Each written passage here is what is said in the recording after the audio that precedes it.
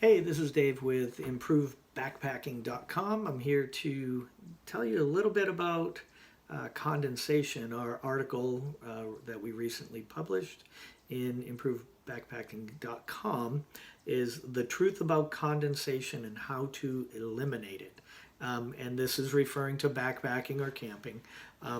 So let's first let me first tell you that I am here to help new and intermediate backpackers stay safe out on the trail. We look at a number of backpacking and camping issues, and we take a fairly scientific approach looking at what the literature says, as well as some of the anecdotal evidence that we find from our own experiences. So let's look at condensation for a minute. Condensation is when there is a change in state from a gas to a liquid.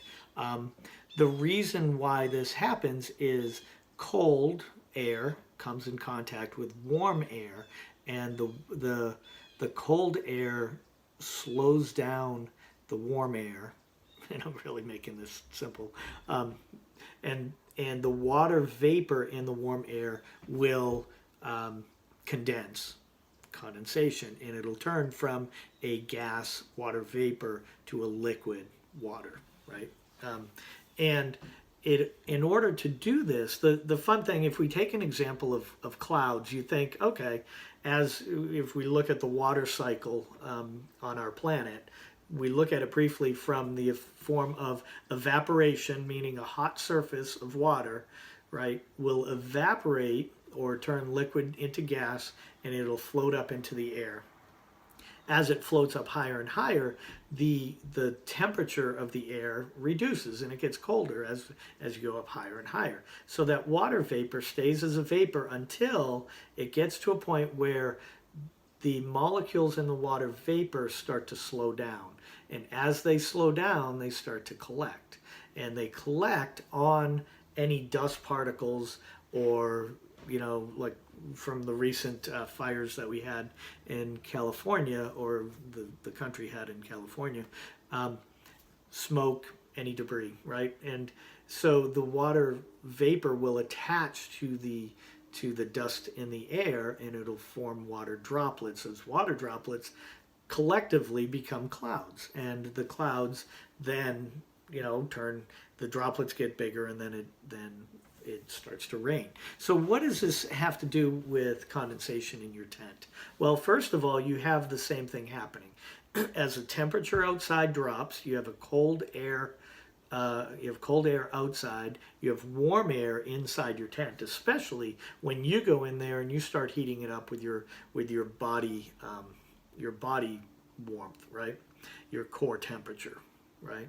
So what happens is that the heat from your body will be in the tent, and the cold from outside, they meet at the tent wall, right? The tent wall forms the structure or the substance where the warm water vapor will condense back into fluid against your tent wall. And in doing so, you get a dewy tent on the inside. It can also condense on the outside. So it doesn't matter which side you're on. Air, the humidity of the water vapor in the air outside and the water vapor inside both condense, and they can attach to the tent wall. So when we look at that, we look at okay, that's happening in a tent. Well, what if I live in an area where it's 80 degrees outside and it's 80 degrees in my tent? Well, then condensation's not going to form. You'll probably have a miserable night's sleep because you're in an 80-degree tent, right? So what do we do in those situations if we live in Arizona or we live in New Hampshire, right? Let's describe the differences. Arizona is a very arid climate. and does not carry, therefore, if it's arid, it does not have a lot of water vapor in the air, as we can see with relative humidity, and that's the concentration of water vapor in the air. Relative humidity, I took some measurements. We did do an article on this. I took some measurements where, or not measurements, I researched it, and I found that during that same day, in New England and or New Hampshire and in Arizona, the temperature in Arizona was 109 degrees, in New Hampshire was 78. The relative humidity in Arizona was 15%, and in New Hampshire was 40. But for our example, I'm going to kind of spread those out. 15% is a very low arid climate. Not Hampshire often gets up to 70, 80, 90%. So there's a much bigger difference. This day that I checked, it was not as much. So if you look at if you're tenting out west, you're going to have a drier tent. But the fluctuation from 109 degrees, the temperature can drop at night, 70 down to 70, 60 degrees out in the deserts. So you're inside of the tent, it could be 60 to 80 degrees, 80 to 90. It could be fairly warm in your tent, and as the temperature drops outside and as you stay in your tent, you're going to warm your tent, the outside temperature. You're going to create that coldness, and there's a chance of condensation inside your tent. However, it's not as big of a chance because of the relative aridness of the original air. You are providing some water vapor through breathing, through, if you have a dog in the tent, if you have wet clothing, or a backpack inside your tent. So that could happen there. In New England, it's going to be a bigger problem because the temperature is going to drop at night, maybe not as much as what you're going to see out in the arid states and in the desert, but what you're going to find is the temperature inside the tent with relatively high humidity compared to outside the tent, high but not as high.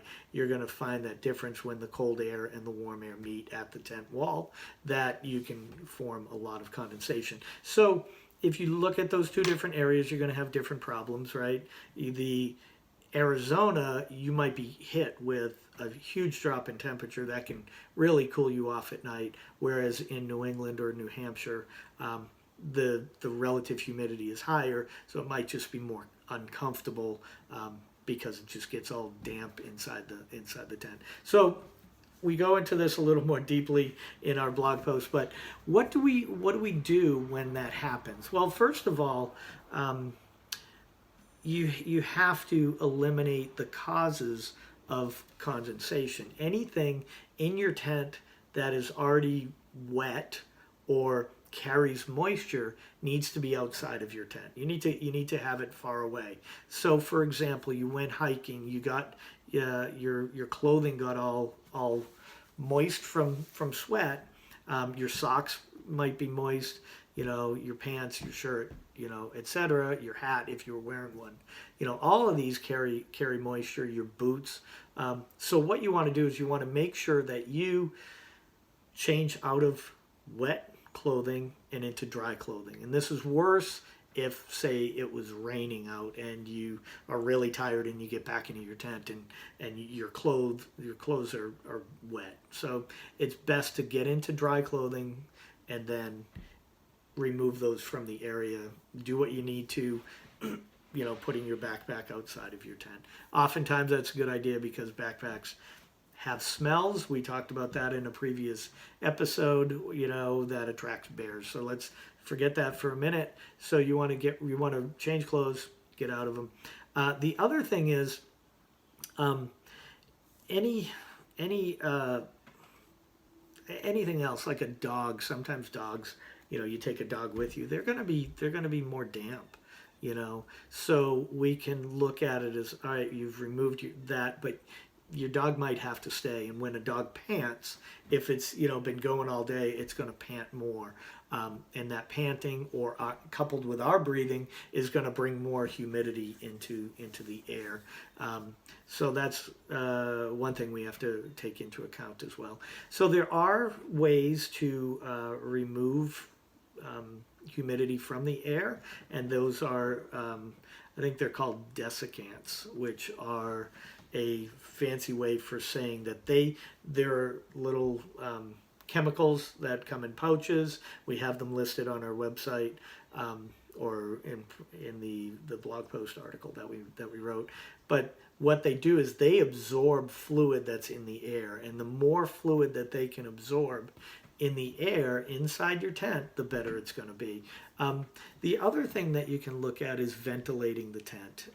So as the cold air comes in, you ventilate your tent, and you remove some of the heat from your tent, and with it goes some of that condensation. So as you breathe and your dog breathes and whatnot, that gets dissipated, and it changes the inside temperature and the outside temperature. So as it gets colder outside, you're trying to allow your tent to get a little cooler, and therefore you can stay warm with the new clothing that you're wearing, or your sleeping bag and whatnot, right? So good ventilation will help with that. A tent that is breathable is also good. Some of the tents, like a less expensive one, and I'm going to use the big store down the street. Won't bash them, but they might have less expensive tents, and those less expensive tents come with the walls might be more water proof than water resistant, and they don't breathe as well. So that's one thing. The other thing is, which I'm drawing a blank on, is where you're going to put your tent, right? So if you're backpacking and you're out in the desert and there aren't any trees around, well, that's going to drop the temperature outside of your tent much more, and it could cause more condensation, because you have a hotter tent that's trying to get the hot air out, and the water vapor happens up against the tent. So there's a big difference versus being under trees, where it doesn't get as cold at night, and the trees act to somewhat insulate that tent. So with that said, I want to point you to our website and our blog post. I will have a link in our description, as well as a link to our website. So before I go, make sure that you bash the like button for the YouTube algorithm. Then you subscribe to our channel so that you can get and ring the notification bell so that you can be told next time we put up a post. Go to improvebackpacking.com for any of the other posts that we have written, as well as being kind to one another with word and actions. Be safe out on the trail, and have a great day.